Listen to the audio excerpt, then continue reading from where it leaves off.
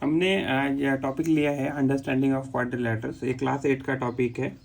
तो इसमें हमें पहले एक्चुअली डेफिनेशन है सिंपल कर्व। तो सिंपल कर्व ऐसी कर्व होती है जो it does not intersect itself, यानी कि अगर मैंने कोई ऐसी ऐसी कर्व निकाली या इवन ऐसे कर्व निकाली या इवन ऐसे ऐसे कर्व निकाली, तो ये क्या हो रहा है, ये कर्व एक दूसरे को कट नहीं कर रही है।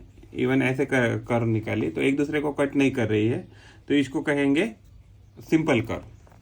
अगर हम सिंपल क्लोज कर्व की बात करें तो सिंपल क्लोज कर्व में क्या हो जाएगा, it does not pass through the one point more than once.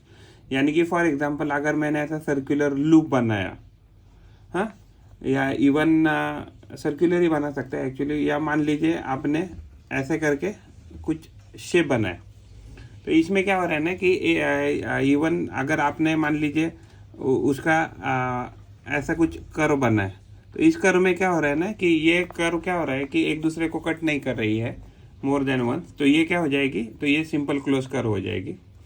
तो पॉलीगॉन का डेफिनेशन है, पॉलीगॉन क्या होता है, polygon is a simple close curve made up of only line segment. For example अगर आपने कोई फिगर ड्रॉ किया, फॉर एग्जाम्पल ट्रायंगल या इवन क्वाड्रिलेटरल, तो ये क्या है, इवन हमने अगर मान लीजिए रेक्टेंगल ड्रॉ किया या इवन हमने काइट ड्रॉ किया, तो ये क्या है, ये फिगर एक्चुअली आपके सिर्फ लाइन सेगमेंट से बनी है, तो इसको बोलते हैं पॉलीगॉन। उसके बाद हमें कंसेप्ट है कॉन्वेक्स पॉलीगॉन। तो कॉन्वेक्स पॉलीगॉन क्या है कि all its interior angles are less than 180 degrees. जैसे हमने अगर फॉर एग्जांपल ऊपर की जो फिगर कंसिडर की थी, अगर मान लीजिए हमने ट्रायंगल कंसिडर किया, तो इस ट्रायंगल में क्या है, ऑल जो इंटीरियर एंगल्स है वो all interior angles less than 180 है, तो ये आपका कॉन्वेक्स पॉलीगॉन हो जाएगा। और इवन आपका मान लीजिए अगर आपने रेक्टेंगल लिया, तो ये रेक्टेंगल भी उसके सभी एंगल क्या है, 180 से लेस है। इवन अगर आपने काइट का एग्जांपल लिया तो भी इसके जो भी एंगल है वो 180 से लेस है, तो ये आपकी कॉन्वेक्स पॉलीगॉन हो जाएगी। उसके बाद हमें बोला गया है कॉनकेव पॉलीगॉन। तो कॉनकेव पॉलीगॉन एक ऐसी फिगर है कि उसमें एटलीस्ट वन इंटीरियर एंगल जो होता है वो मोर देन 180 डिग्रीज होता है।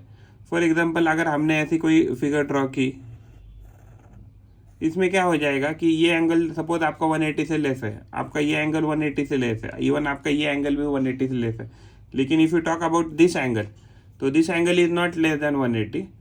तो एक्चुअली क्या है, इसमें मिनिमम एक एंगल है कि जो 180 से बड़ा है। तो आप ऐसे बोल सकते हैं कि ये जो फिगर है ये कॉनकेव पॉलीगॉन का एग्जाम्पल है।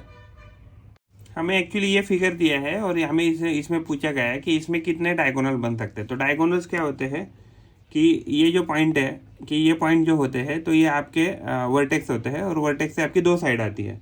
तो वर्टेक्स से जो भी साइड निकल रही है, तो जहाँ से एक्चुअली दूसरी साइड की जो उस वर्टेक्स से निकल नहीं रही है, अगर उस वर्टेक्स को अगर हम जो मीन्स इस वर्टेक्स के लिए ये जो पॉइंट है ये उसके लिए एडजेसेंट हो जाएगा, और इस वर्टेक्स के लिए ये जो पॉइंट है ये भी एडजेसेंट हो जाएगा। तो यानी कि इस वर्टेक्स के लिए अगर इस पॉइंट की बात करें तो ये क्या हो जाएगा, ये उसके एडजेसेंट में नहीं है। तो यानी कि जैसे ही अगर हम जो नॉन एडजेसेंट वर्टेक्स को हम जोड़ते हैं तो हमें डायगोनल मिलते हैं। तो इस केस में भी ये जो दो पॉइंट है, तो ये दो पॉइंट क्या है, ये दो पॉइंट भी एक दूसरे के एडजेसेंट नहीं है। तो इन दो नॉन एडजेसेंट वर्टेक्स से अगर हम लाइन ड्रॉ करते हैं या लाइन सेगमेंट ड्रॉ करते हैं तो हमें डायगोनल्स मिलेंगे। तो इस फिगर में हमें दो डायगोनल्स मिलेंगे।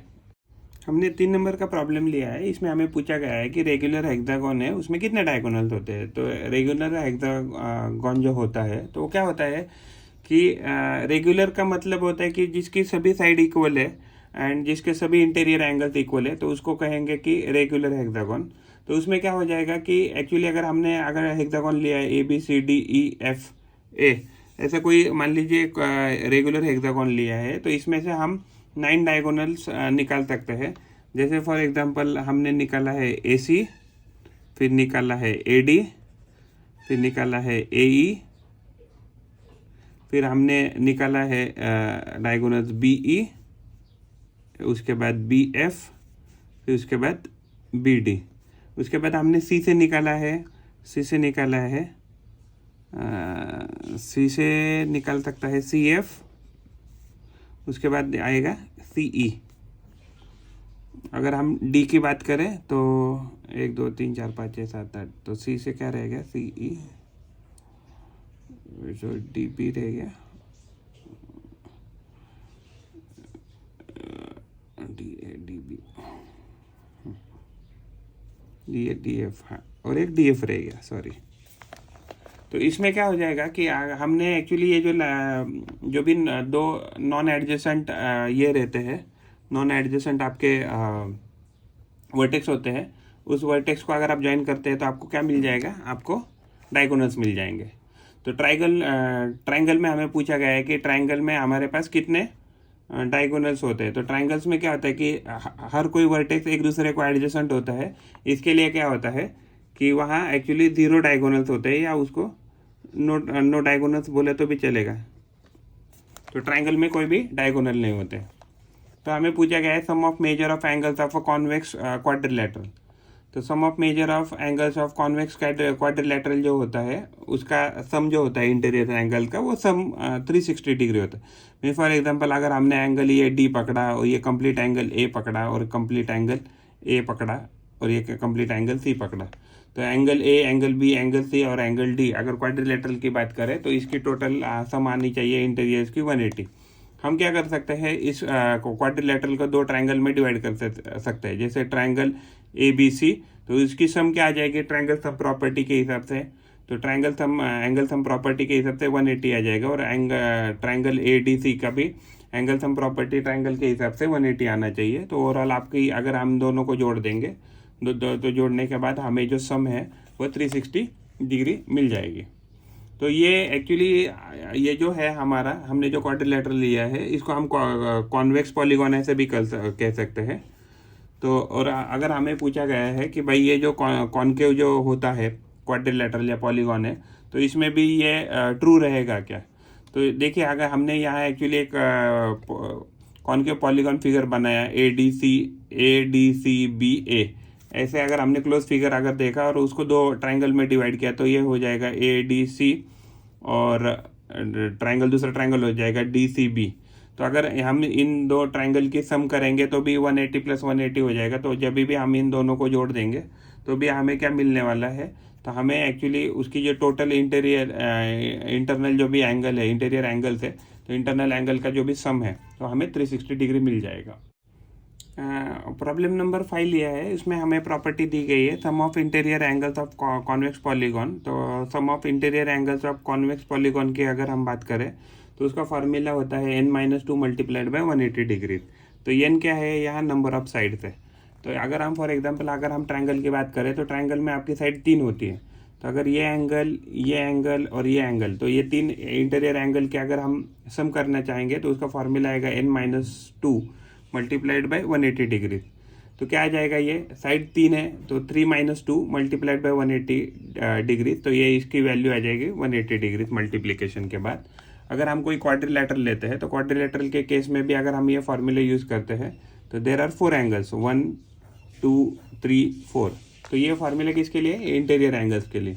तो ये फार्मूला है n - 2 × 180 डिग्री। तो यहाँ साइड जो है हमारी तो वो 4 है, तो 4 साइड होने के बाद फार्मूला हो जाएगा 4 - 2 × 180 डिग्री। तो ये वैल्यू आ जाएगा 2 × 180 डिग्री = 360 डिग्री। तो ये क्वाड्रिलेटरल के लिए सम आ जाएगी, इंटरनल सम। अगर हमने पेंटागन का एग्जांपल लिया तो पेंटागन के केस में क्या हो जाएगा, हमारा n जो है वो 5 हो जाएगा। तो n 5 होने के कारण हमारा क्या हो जाएगा कि अगर हम इसमें फॉर्मूले में अगर ये वैल्यू डालें तो 5 - 2 × 3 करते तो 3 × 180 डिग्री। तो ये हमारा वैल्यू पेंटागन के लिए 540 डिग्री आ जाएगा, और क्वाड्रिलेटरल के लिए 360 डिग्री आ जाएगा, और ट्रायंगल के लिए 180 डिग्री आ जाएगा। अगर हम हेक्सागन की बात करें तो हेक्सागन में क्या हो जाएगा, अगर आपका ये रेगुलर हेक्सागन दिया है तो इसमें क्या हो जाएगा कि ये इंटरनल एंगल की जो भी सम है वो हो जाएगी, साइड यहाँ 6 है तो यह हो जाएगा 6 - 2 होना चाहिए इधर। तो यहाँ क्या है एक्चुअली 6 - 2 × 180 डिग्रीज है। तो एक्चुअली 6 - 2 यानी n - 2 × 180 डिग्रीज करते हैं तो वैल्यू आ जाएगा 4 × 180 डिग्रीज, कि जो भी हम हेक्सागन का जो भी इंटरनल सम एंगल का वो 720 डिग्री आ जाएगा।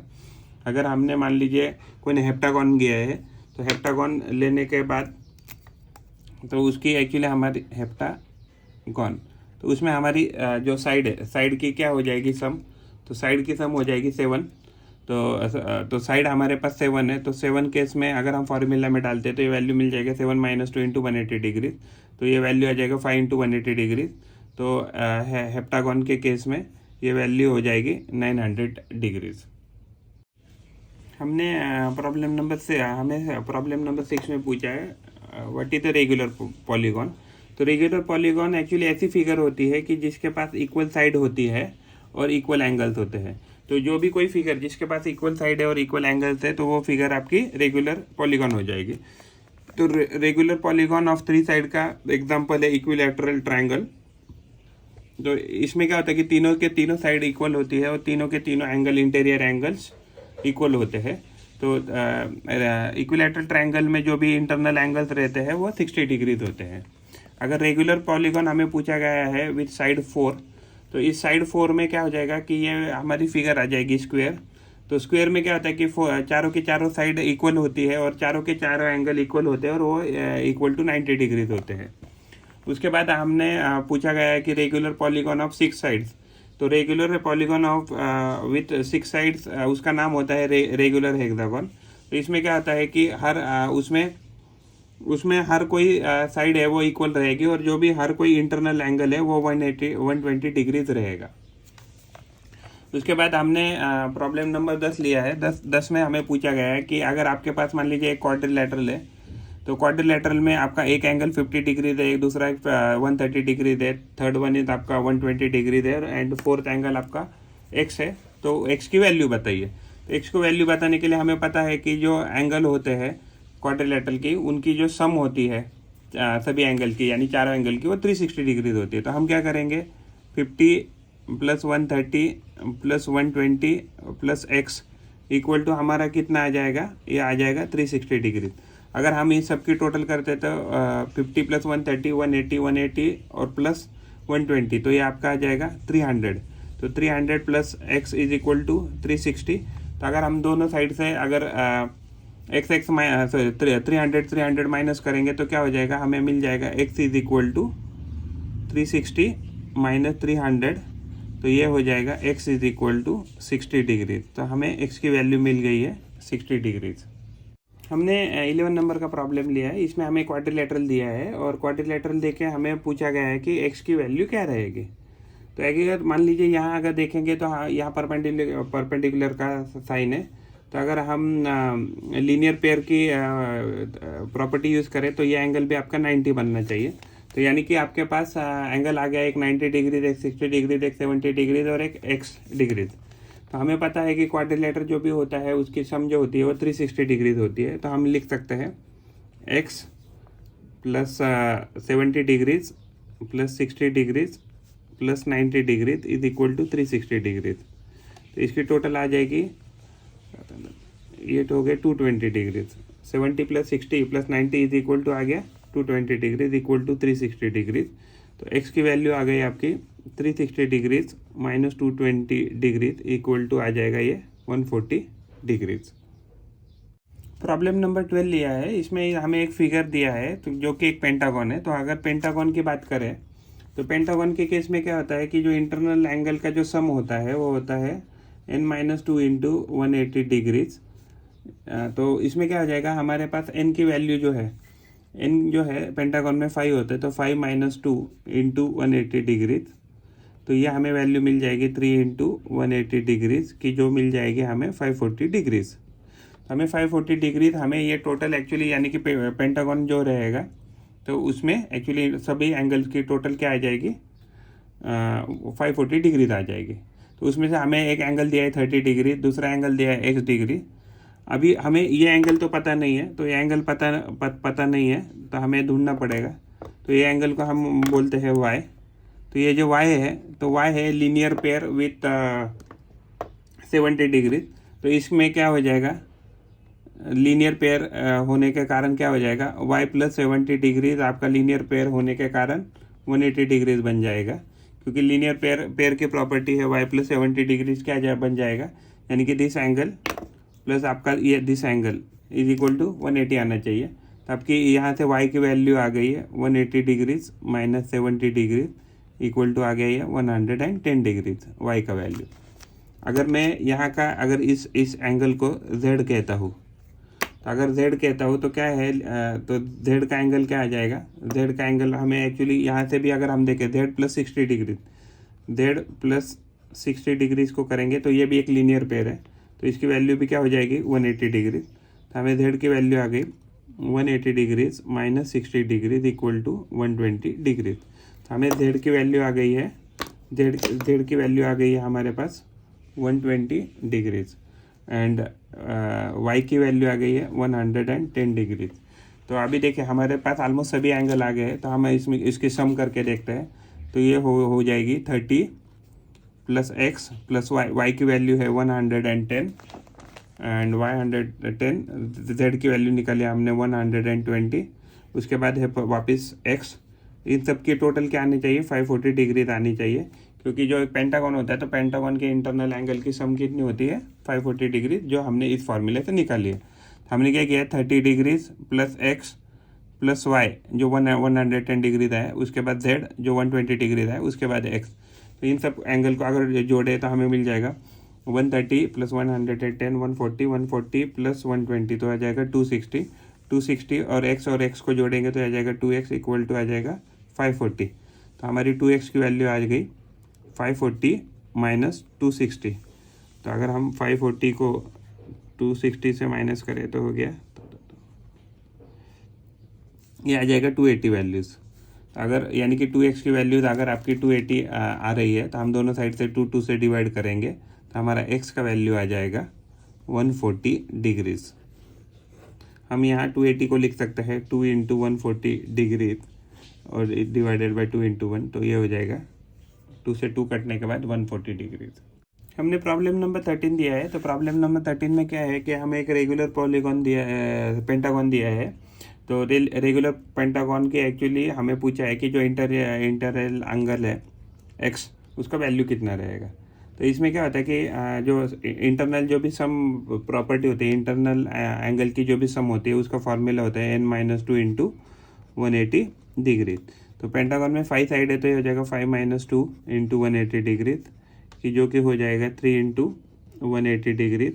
तो ये ओवरऑल आपकी वैल्यू आनी चाहिए 540 डिग्री। तो आपके पास क्या है 540 डिग्रीज टोटल इंटरनल सम आ जाएगा। और इसमें क्या है कि आपकी रेगुलर होने के कारण आपका रेगुलर तभी कह सकते हैं कि जब भी उसका सभी all angles are equal and all sides are equal.